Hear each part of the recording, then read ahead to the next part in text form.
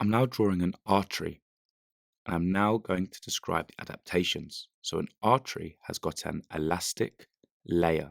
It's got an elastic layer. It's also got a thick muscle layer. It's got a thick muscle layer.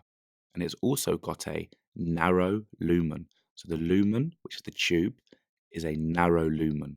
So the thick muscle layer is to withstand high blood pressure, withstanding high blood pressure. And its elastic layer is so that the artery can recoil back to its normal shape.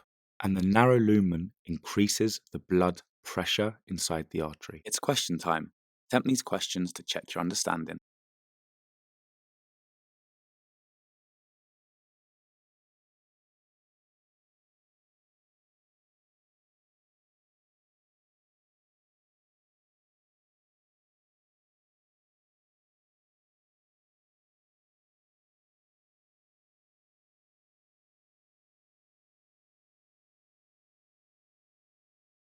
I'm now drawing a vein. So as you can see, the vein has also got an elastic layer, but it's got a thin muscle layer. And it's also got a wider lumen. And it's got valves. So veins, because they transport blood at low blood pressure, have got valves. So the valves in veins prevent the backflow of blood.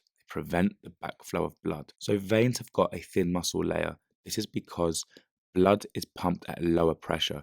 Because blood is pumped at a lower pressure, it does not need a thick muscle layer to withstand high pressure. It's question time. Attempt these questions to check your understanding.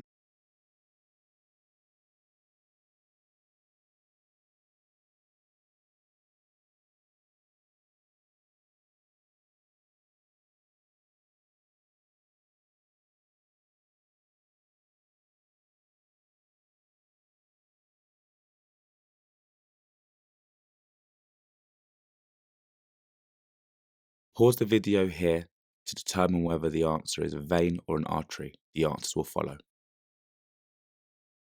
So it's going to be veins have valves, arteries have a thick muscle layer, veins have a thin muscle layer, veins have a wide lumen. Both of them, so the artery and the vein, has an elastic layer, and then high blood pressure is in the arteries and low blood pressure is inside the veins. Press pause to answer the questions. The answers are going to follow, and if you're stuck, just rewatch the video. Press pause to go through your answers and make any corrections to your mistakes.